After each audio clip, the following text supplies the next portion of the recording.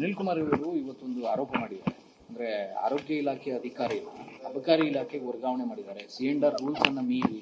ನೋಡಿ, ವರ್ಗಾವಣೆ ಏನಾಗಿಲ್ಲ ಆಯ್ತಾ. ಒಂದು ಅದು ಪತ್ರ ಅಂತ ಅದೇನೋ ಹೇಳ್ತಾ ಇದಾರೆ, ಪತ್ರ ಅಧಿಕೃತ ಇದೆಯೋ ನನಗೆ ಗೊತ್ತಿಲ್ಲ ಆಯ್ತಾ.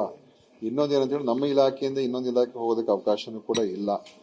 ನಮ್ಮಲ್ಲಿ ನಮ್ಮ ವೈದ್ಯರನ್ನ ನಾವು ನಮ್ಮಲ್ಲಿ ಬೇರೆ ಇಲಾಖೆಗೆ ಹೋಗಿರ್ತಕ್ಕಂಥದ್ದೆಲ್ಲ ನಾವು ವಾಪಸ್ ತಗೊಂಡಿದ್ದೀವಿ.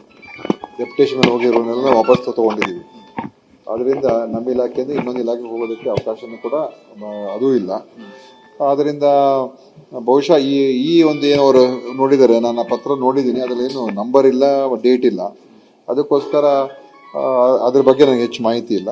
ಆದರೆ ನಮ್ಮ ಇಲಾಖೆಯಿಂದ ಬೇರೆ ಇಲಾಖೆಗೆ ಹೋಗೋದು ಬಹಳ ಕಷ್ಟ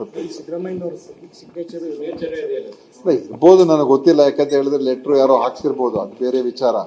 ಬಟ್ ಹೆಲ್ತ್ ಡಿಪಾರ್ಟ್ಮೆಂಟ್ ಇಂದ ಎಕ್ಸೈಸ್ ಡಿಪಾರ್ಟ್ಮೆಂಟ್ಗೆ ಹೋಗ್ತಕ್ಕಂಥ ಅವಕಾಶ ಅದು ಇಲ್ಲ ನನ್ನ ಪ್ರಕಾರ. ಈಗ ಅಕಸ್ಮಾತ್ ಅದಾಗಿದ್ರೆ ಅದನ್ನ ಹೋಲ್ಡ್ ಮಾಡ್ತಾರೆ. ಇಲ್ಲ, ಏನು ವರ್ಗಾವಣೆ ಅಂತೂ ಆಗಿಲ್ಲ. ವರ್ಗಾವಣೆ ಏನಾಗಿಲ್ಲ, ಅದೊಂದು ಪತ್ರ ಅಷ್ಟೇ.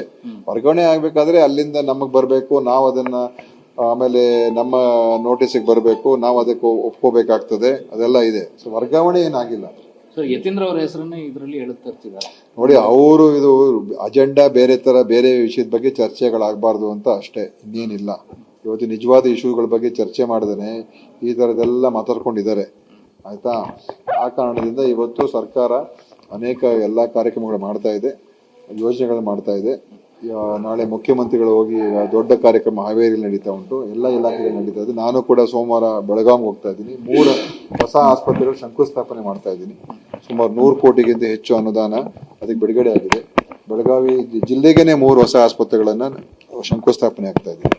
ಮತ್ತು ಅಲ್ಲಿ ಹಲವಾರು ನಿನ್ನೆ ಮಹಿಳೆಯರಿಗೆ, ಮಕ್ಕಳಿಗೆ ನಾವು ಕಲ್ಯಾಣ ಕರ್ನಾಟಕ ಜಿಲ್ಲೆಗಳಲ್ಲಿ ಅವರಿಗೆ HPV ವ್ಯಾಕ್ಸಿನ್ ಕೊಡೋದಕ್ಕೆ ನಿನ್ನೆ ಅನುಮೋದನೆ ಆಗಿದೆ. ಈ ರೀತಿಯಾಗಿ ಹಲವಾರು ಯೋಜನೆಗಳಿದೆ. ಅವರಿಗೆ ಇಂಥದೆಲ್ಲ ಇಟ್ಕೊಂಡು ಚರ್ಚೆ ಮಾಡಬೇಕು ಅಂತ ಇದೆ ಹೊರತು ಸುಮ್ಮನೆ ಒಂದು ಟ್ವೀಟ್ ಮಾಡ್ಬಿಡೋದು ಅದು ದೊಡ್ಡದಾಗಿ ಎಲ್ಲ ಕಡೆ ಪ್ರಚಾರ ಆಗಬೇಕು. ಅದಕ್ಕೆ ನೀವು ಬಂದು ನಮ್ಮ ಪ್ರಶ್ನೆ ಕೇಳಬೇಕು, ನಾವು ಅದಕ್ಕೆ ಉತ್ತರ ಕೊಡಬೇಕು, ಅದೇ ಆಗೋಗಿದೆ ಅಷ್ಟೇ, ಏನೇನಿಲ್ಲ.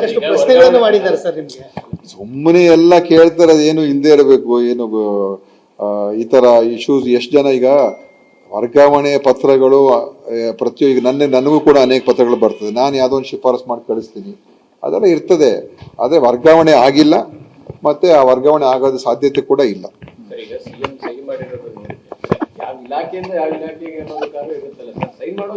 ನೋಡಿ, ನಾನು ಅದು ಅಧಿಕೃತ ಇದೆಯೋ ಗೊತ್ತಿಲ್ಲ ನನಗೆ.